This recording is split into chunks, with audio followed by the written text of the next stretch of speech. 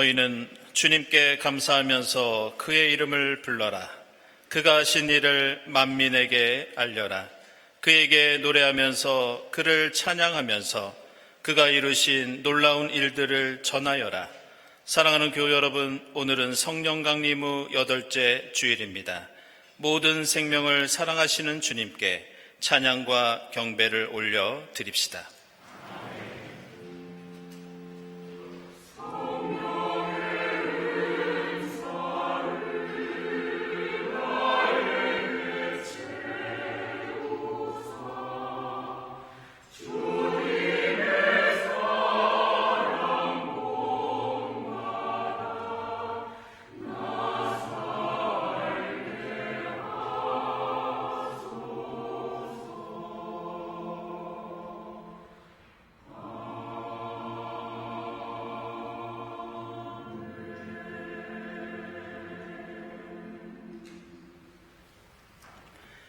주님께 감사드려라.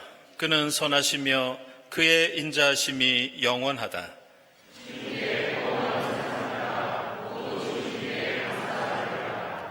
주님께서 모아들이신 사람들아, 모두 주님께 감사드려라.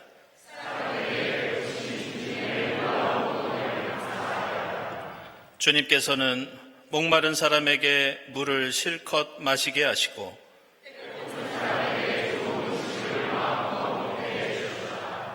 주님의 인자하심을 감사하여라.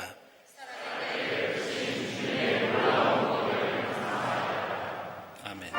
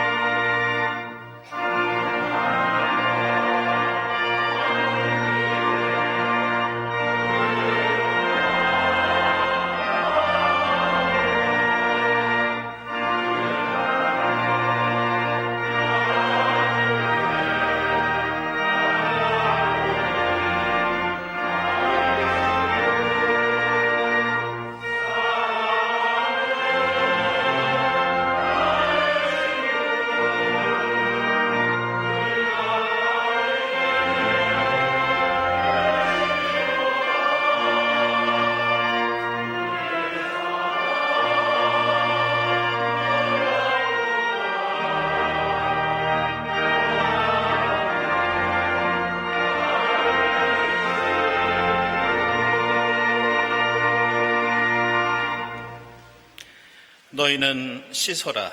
스스로 정결하게 하여라. 내가 보는 앞에서 너희의 악한 행실을 버려라. 악한 길에서 돌아서기를 기다리시는 주님 앞에서 우리 모든 죄를 고백하고 회개합시다.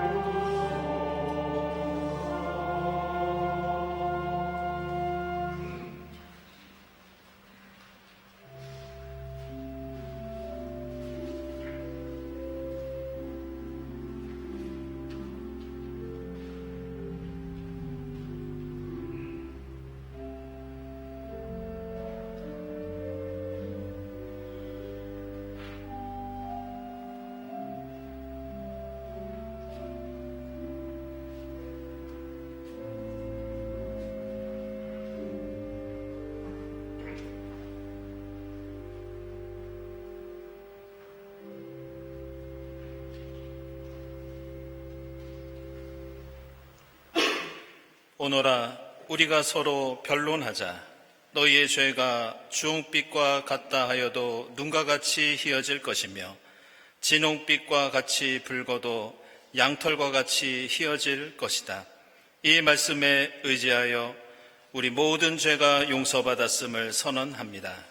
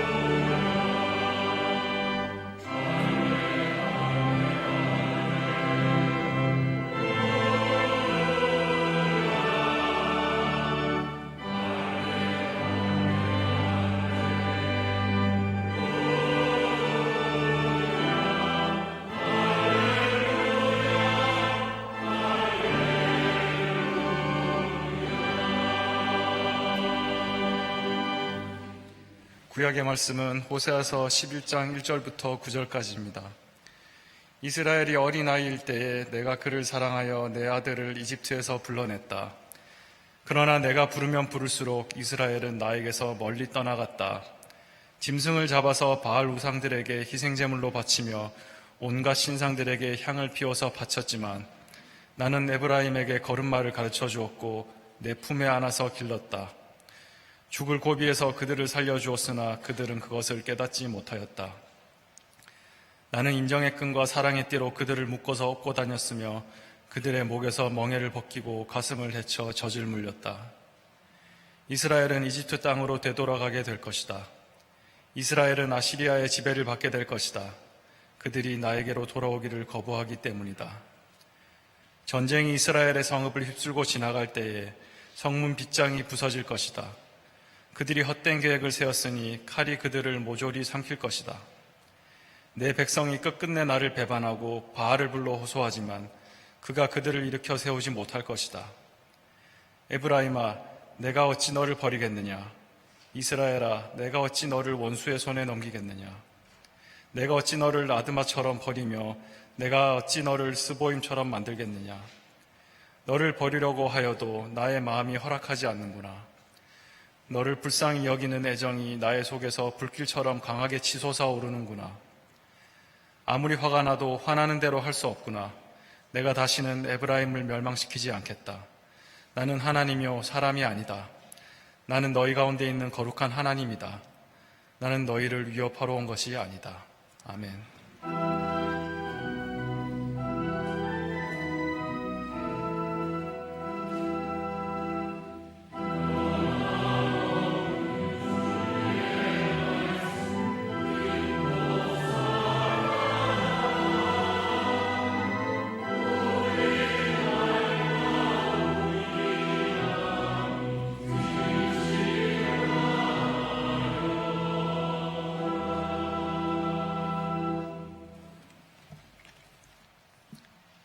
서신의 말씀은 골로새서 3장 8절부터 14절까지입니다. 그러나 이제 여러분은 그 모든 것, 곧 분노와 격분과 악의와 회방과 여러분의 입에서 나오는 부끄러운 말을 버리십시오. 서로 거짓말을 하지 마십시오. 여러분은 옛 사람을 그 행실과 함께 벗어버리고 새 사람을 입으십시오. 이 새 사람은 자기를 창조하신 분의 형상을 따라 끊임없이 새로워져서 참 지식에 이르게 됩니다. 거기에는 그리스인과 유대인도, 할례 받은 자와 할례 받지 않은 자도, 야만인도 스구디아인도, 종도 자유인도 없습니다. 오직 그리스도만이 모든 것이며 모든 것 안에 계십니다. 그러므로 여러분은 하나님의 택하심을 입은 사랑받는 거룩한 사람답게 동정심과 친절함과 겸손함과 온유함과 오래 참음을 옷 입듯이 입으십시오. 누가 누구에게 불평할 일이 있더라도 서로 용납하여 주고 서로 용서하여 주십시오. 주님께서 여러분을 용서하신 것과 같이 여러분도 서로 용서하십시오. 이 모든 것 위에 사랑을 더하십시오. 사랑은 완전하게 묶는 띠입니다.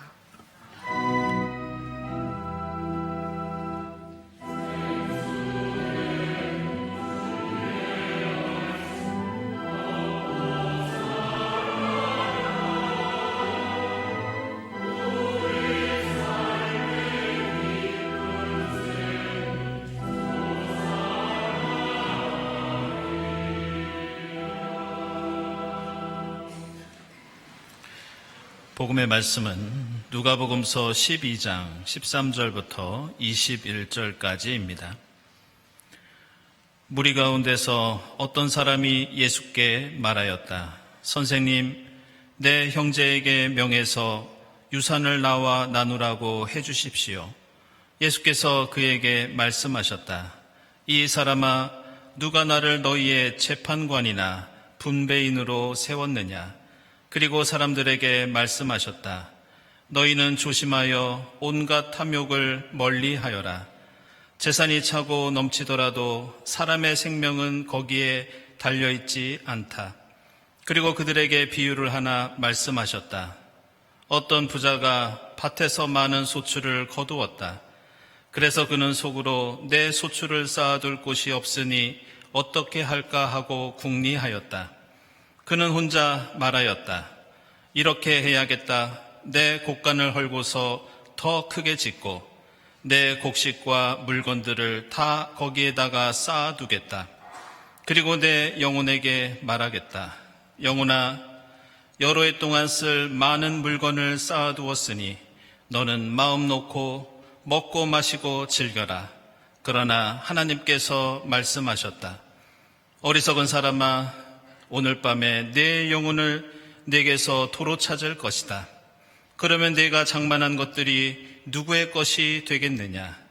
자기를 위해서는 재물을 쌓아두면서도 하나님께 대하여는 부유하지 못한 사람은 이와 같다. 아멘.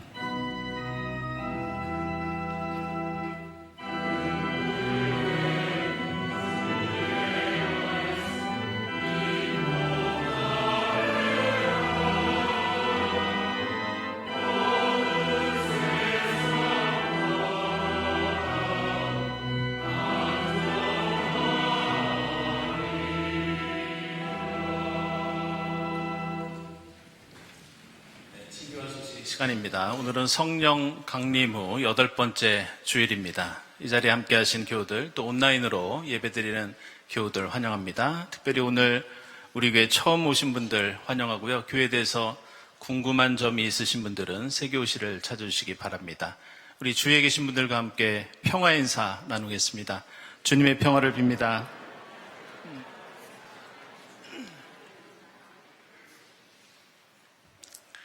네, 교우 소식입니다. 네, 홍윤아 집사님 전시회가 7일부터 10일까지 코엑스홀에서 있겠습니다. 축하드립니다.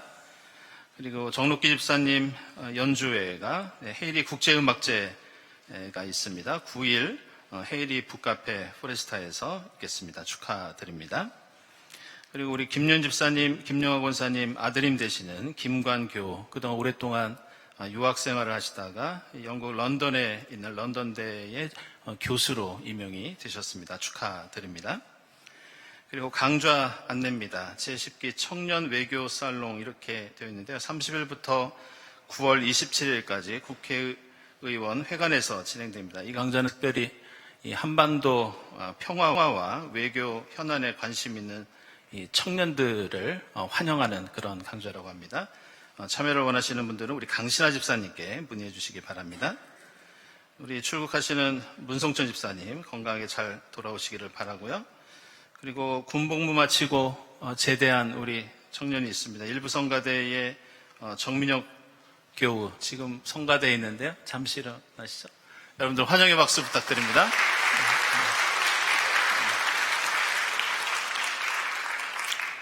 네, 그리고 오늘 설교 후에 성찬 예식이 있는데요. 이 성찬 예식에 우리 교회에서 처음 참여하는 분들이 있어서 제가 간략하게 좀 설명을 좀 드리겠습니다. 앞으로 나오시면 두 손을 펼치고 손바닥이 하늘로 가도록 이렇게 펼치시면 저희가 예수 그리스도의 몸입니다 하면서 성체를 손바닥 위에 올려드릴 겁니다. 그러면 그것을 한 손으로 집어서 포도주를 찍어서 드시면 되겠습니다. 참고하시기 바랍니다.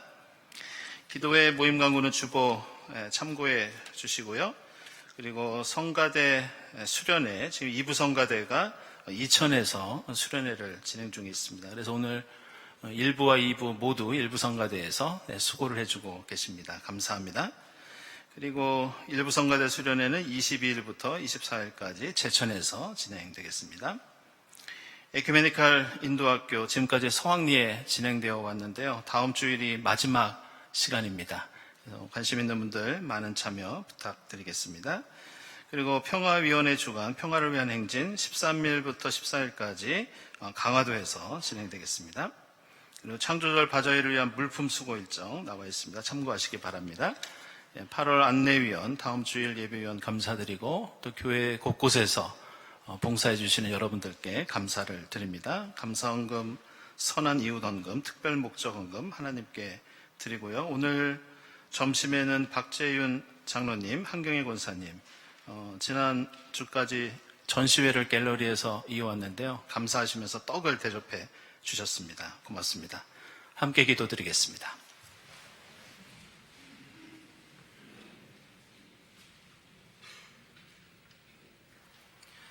주님, 감당하기 어려운 뜨거움 속에서도 일상을 살아낼 수밖에 없는 저희를 불러주시고 당신 안에서 평안을 누리는 시간을 허락해 주심에 감사드립니다.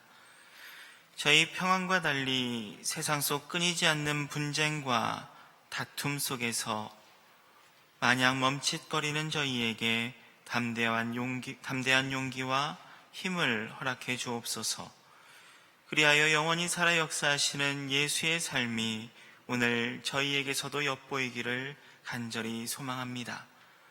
매주 예수께서 가르쳐 주신 기도를 저희가 찬송으로 고백할 때 주님 이름과 나라를 바라고 일용할 양식을 소원하며 시험과 악으로부터의 구원을 간구하지만 어느새 하나님과 겨루어 이겨버린 나라에서는 이웃한 이들에게 일용할 양식의 반의 반만큼만을 배급하며 결국 수많은 아이들을 죽음으로 내몬 현실을 저희가 마주하고 있습니다. 오 주님, 혹여 저희도 주님 위에 나를 두고 주님의 울타리 안에 있다는 착각 속에서 주님의 이름으로 생명이 아닌 죽음에 동조할 때가 있는 것은 아닌지요. 여인 얼굴과 메마른 손으로 곤욕 속에서 수많은 이들의 많은 거절을 당하며 살아가는 세상 낮고 작은 이들의 곁에, 누구도 도울 수 없는 소외받은 이들의 곁에 주님이 계심을 저희가 믿고 또 아오니, 저희 또한 삶의 한순간 길 잃은 양과 같이 헤매이며 낮고 작은 자리에 있을 때, 아픔 속에서 신음할 때에 결국 마주할 마지막 손 내뱉는 그 자리에 주님이 함께 있을 것을 잊지 않게 하옵소서. 하여 비오니 이렇게 저희 모여 땅을 향해 고개를 숙여 뜻은 하늘을 향해 올리오니, 주님, 저희 마음을 주장하시어 이 땅 가운데 하늘의 자녀로 살아가게 하옵소서. 교회 공동체 전시와 연주를 비롯한 교우들의 여러 소식들 가운데 서로가 서로에게 사력 있게 하시고, 인도학교를 비롯한 여러 배움들 속에서 단순한 지식이 아닌 주님의 뜻을 묻는 지혜를 허락해 주시고, 이곳과 저곳 교회 안에서 섬기는 손길은 물론 평화와 생명, 나눔을 향하는 우리 경동의 지경이 더욱 넓어지게 하옵소서. 무엇보다 주님, 이러한 모든 것을 이루는데 주님께서 저희에게 일러주신 사랑이 저희에게 가득하기 원합니다. 선포되는 말씀 속에서 저희 나아가야 할 방향을 찾게 하옵소서. 이 시간 드리는 성가대의 찬양에 저희의 마음을 담아 올립니다. 기쁘게 받아주시고 성찬의 감사가 그저 이곳에서 멈추지 않도록 성령이시여 저희를 주장해 주옵소서. 드린 모든 간구 우리를 다스리시는 구주 예수님의 이름으로 기도드립니다. 아멘.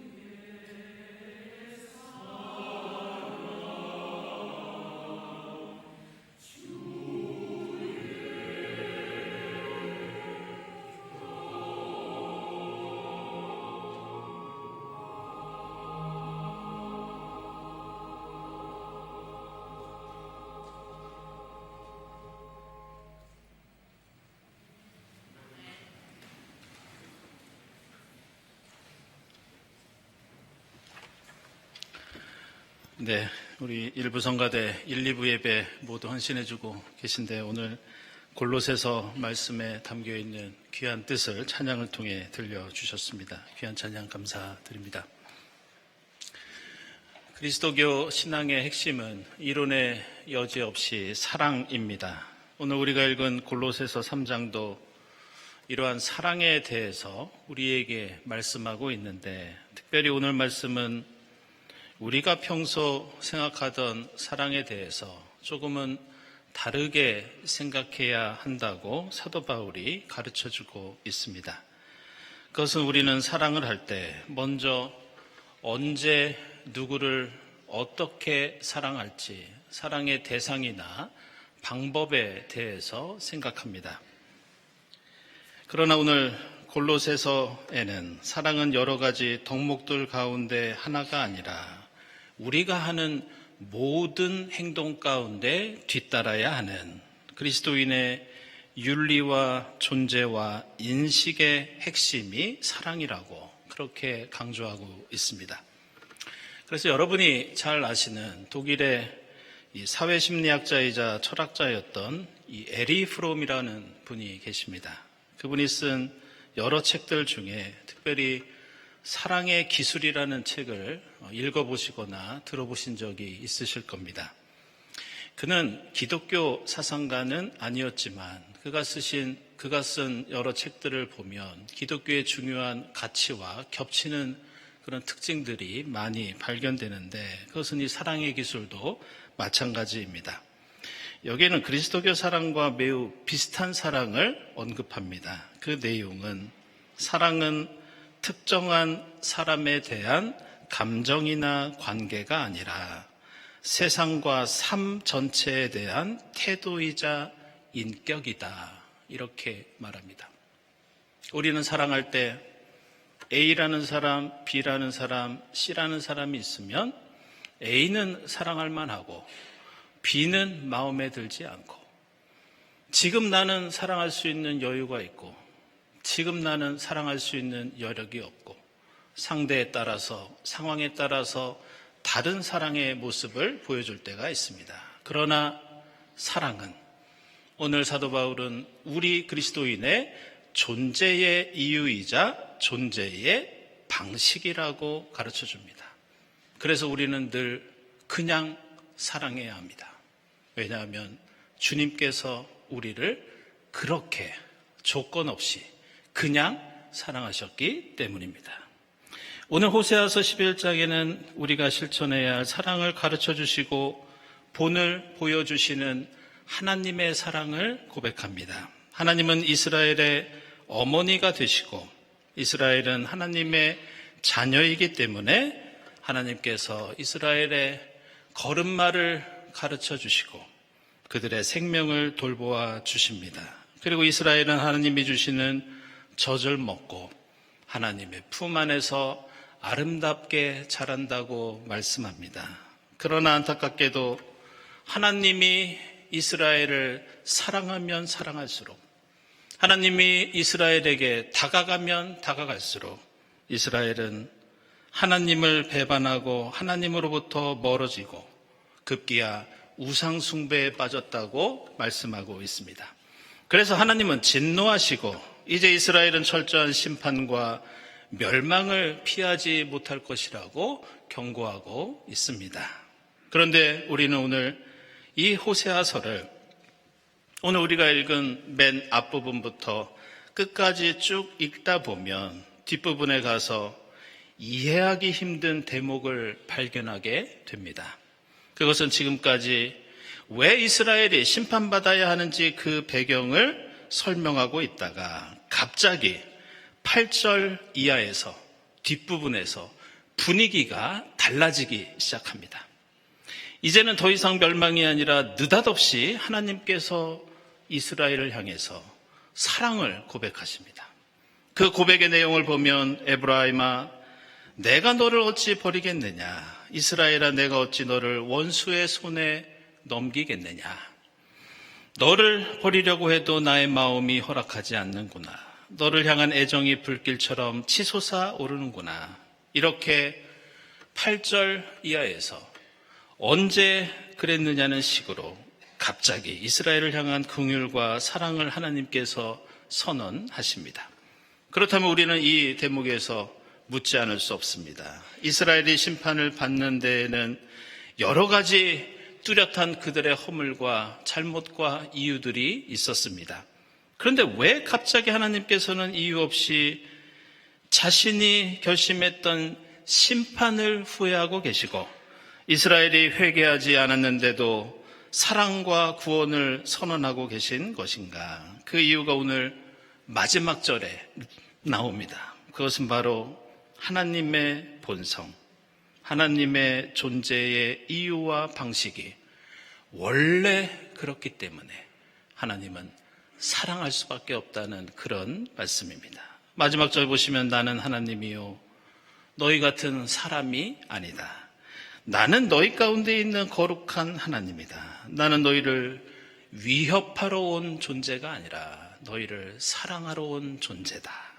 다시 말해서 하나님의 사랑은 특정한 대상과 사건과 조건에 매여 있는 것이 아니라 세상과 함께 하시는 하나님의 존재의 방식이자 언제나 은폐되지 않고 드러나는 하나님의 본성이라는 뜻입니다. 사실 호세아 예언자의 시대를 역사적으로 보면 이때는 역사의 빛과 어둠이 극명하게 드러내는 그런 시기였습니다. 당시 이스라엘은 기원전 8세기를 보내고 있었는데 이때는 이스라엘 한가운데로 제국의 고속도로가 지나가면서 여러 가지 물류와 상품과 부가 이스라엘 안으로 쏟아져 들어왔고 이스라엘이 가장 발달하고 잘 살던 시대가 기원전 8세기 특별히 여로보암 2세 왕 시대였습니다. 그런데 아이러니컬하게도 이 시대는 가장 잘 살았지만 가장 우상 숭배가 심했고 가장 부유했지만 가장 가난하고 연약한 사람들에 대한 착취가 심했던 시대가 호세아의 시절이었습니다. 그래서 이들은 하나님 뜻을 쳐버리고 어둡고 죄악으로 가득한 그런 삶을 살았습니다.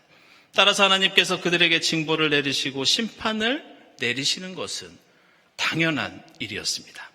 그래서 구약 성경에 나오는 여러 예언서들 가운데 가장 엄중한 하나님의 심판이 등장하는 말씀이 무엇이냐? 바로 오늘 호세아서 그리고 호세아 예언자와 동시대를 살았던 아모스서와 미가서입니다. 그래서 우리는 호세아, 아모스, 미가서를 읽을 때마다 그 철저하고 잔인한 하나님의 징벌 때문에 우리의 마음이 무거워지고 슬픔 가운데 빠질 때가 많이 있습니다.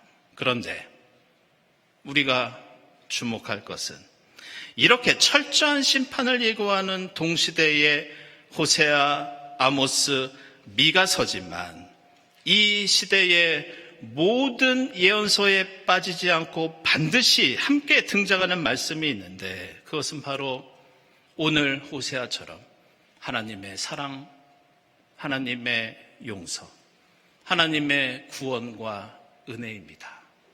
거기에는 이유가 없습니다. 조건도 없습니다. 호세아, 미가, 아모스서에 나오는 하나님의 구원은 모두 다 느닷없이 갑자기 등장합니다.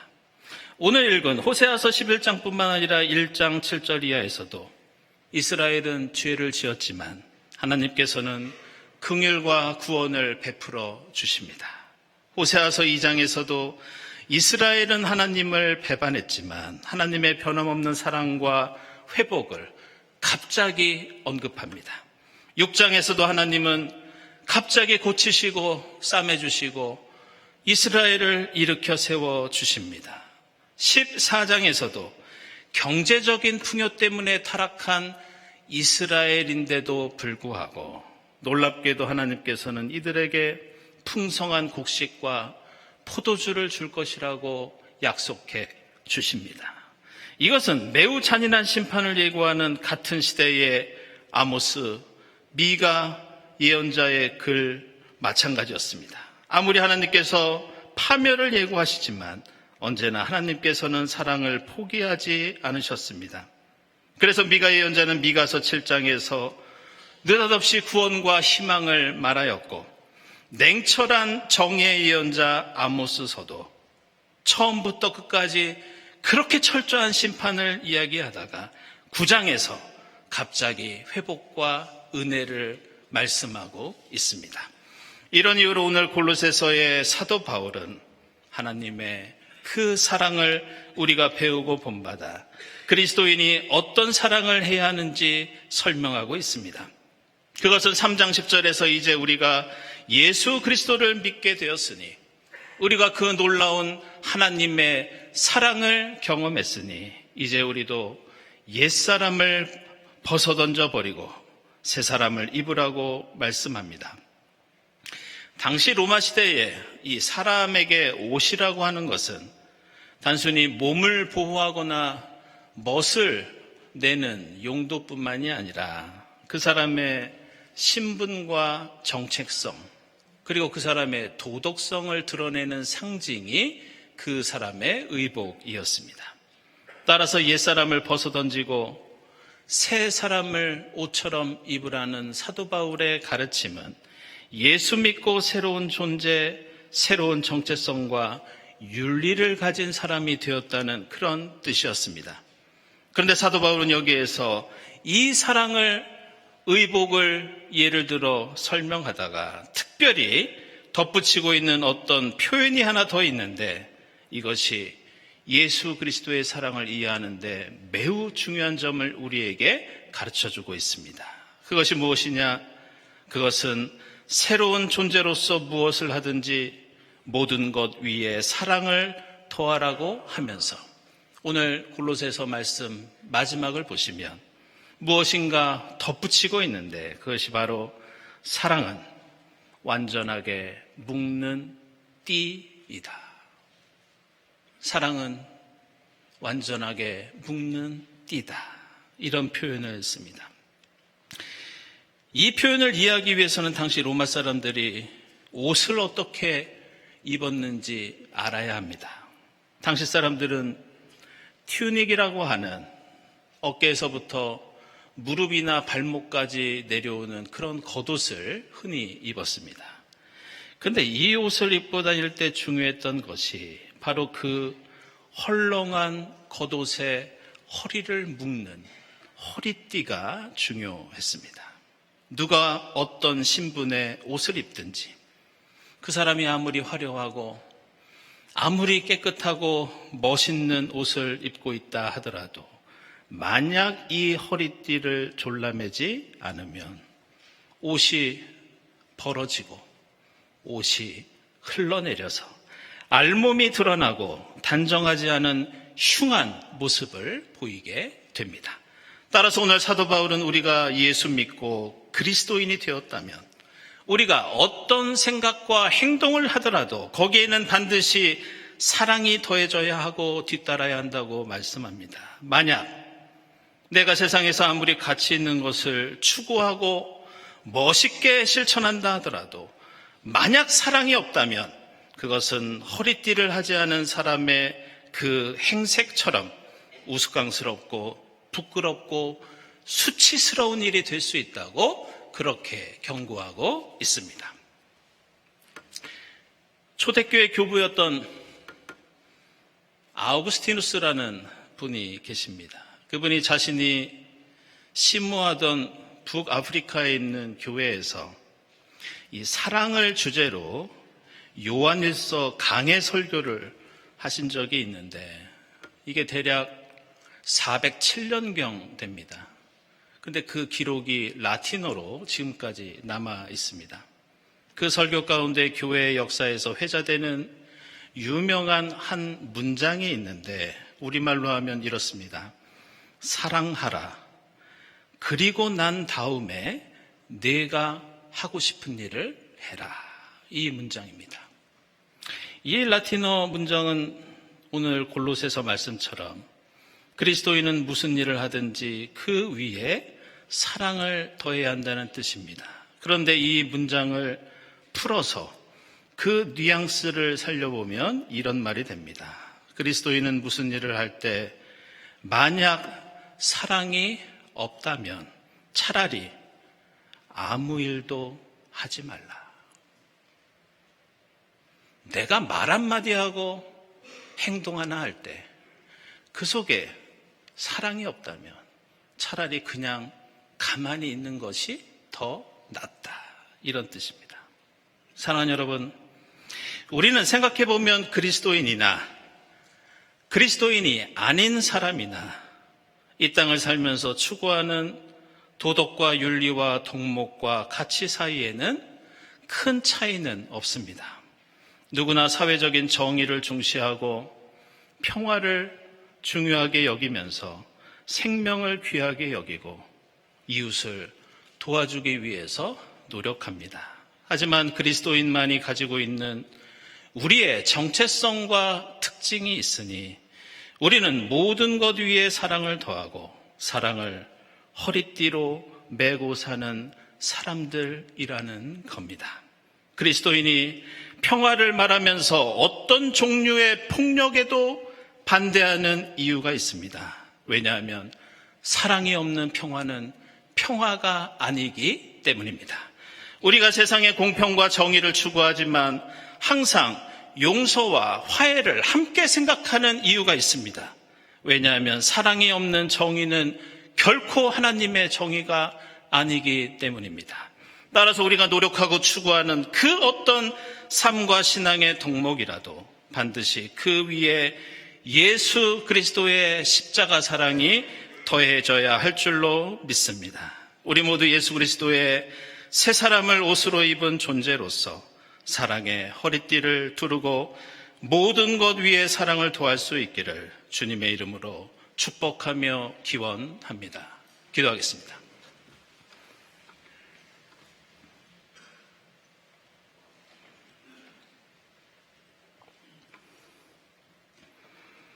하나님, 저에게 그 크신 사랑을 베풀어 주시고 가르쳐 주시니 감사합니다. 저희가 무엇을 하든지 모든 생각과 행동 위에 사랑을 더하게 하시고 사랑의 허리띠를 두른 새 사람으로서 부끄럽지 않은 삶을 살아가도록 성령께서 인도해 주시옵소서. 예수 그리스도의 이름으로 기도드리옵나이다. 아멘.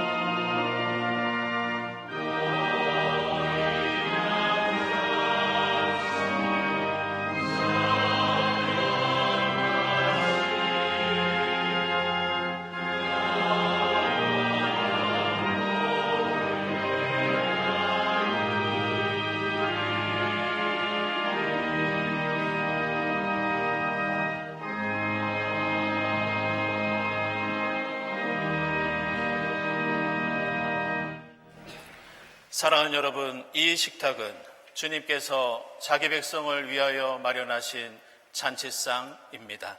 주님께서는 주님을 믿고 그 뜻대로 살고자 하는 모든 사람을 이 잔치상에 초청하십니다. 이 성만찬을 통하여 부활의 주님을 만나고 성령의 충만함을 입어 이 땅의 생명과 사랑의 역사를 이루는 여러분이 될 수 있기를 바랍니다. 주님께서 여러분과 함께 하시기를 빕니다. 여러분의 마음을 드높이십시오. 우리 주 하나님께 감사드립시다. 거룩하신 하나님, 저희를 십자가 사랑으로 구원하시기 위해서 하나님께서는 예수 그리스도를 죽음에 두지 않으시고 다시 일으켜 세우셔서 영원한 생명을 보여주셨습니다.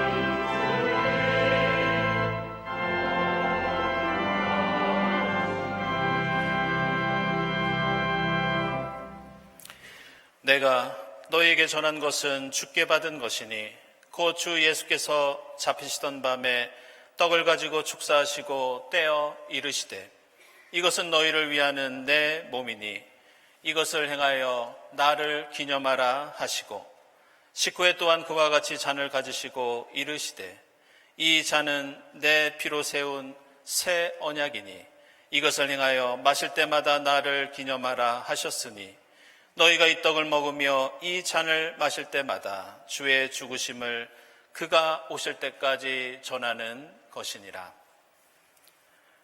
하나님, 보혜사 성령을 지금 저희에게 보내주사 이 떡과 잔을 성별케 하옵소서.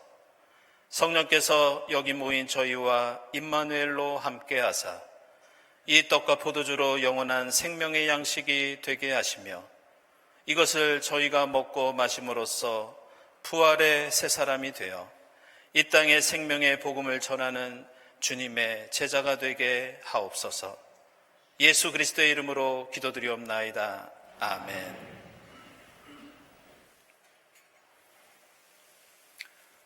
이 떡은 우리의 죄를 사하시기 위해서 십자가 위에서 찢기신 주님의 몸입니다.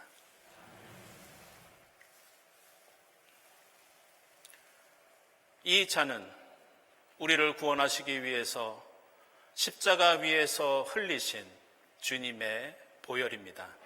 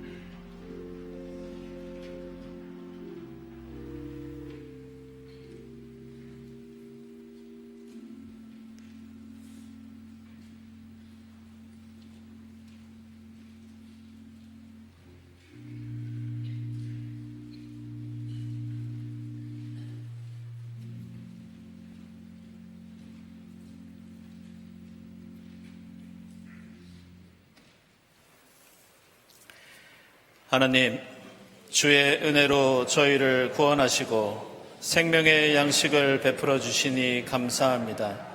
십자가의 사랑과 신비를 기억하면서 그리스도 안에서 하나 되게 하시고 성령의 능력으로 소금과 빛의 사명을 다하게 하옵소서.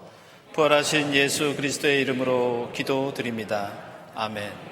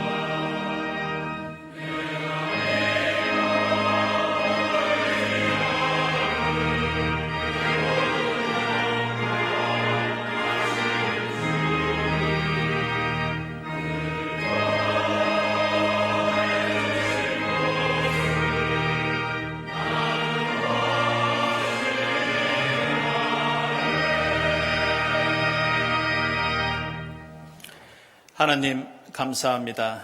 무더위 속에서도 저희들을 지켜주시고 거룩한 주일 주님 앞에 나와 함께 예배드리게 하시니 감사합니다.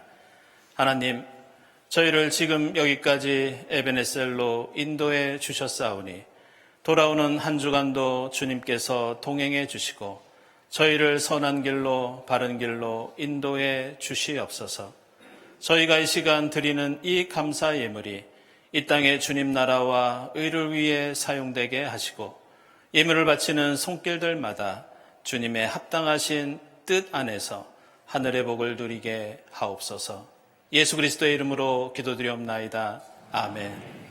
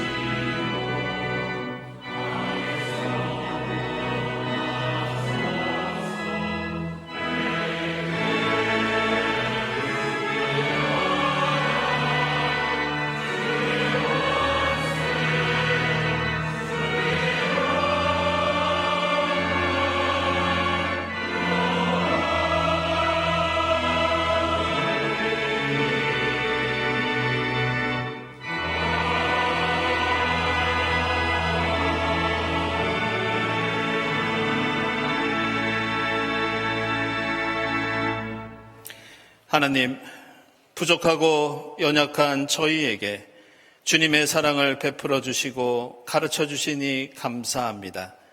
저희가 언제 어디서 무엇을 하든지 모든 생각과 행동 위에 사랑을 더하게 하옵소서. 십자가와 부활로 새 사람이 되었으니 사랑의 허리띠를 두르고 부끄럽지 않은 그리스도인의 삶을 이어가도록 성령께서 인도해 주시옵소서. 이 모든 감사와 간구 위에 성부와 성자와 성령 삼위일체 되신 하나님의 은총이 지금부터 영원까지 함께하옵시기를 간절히 축원하옵나이다. 아멘.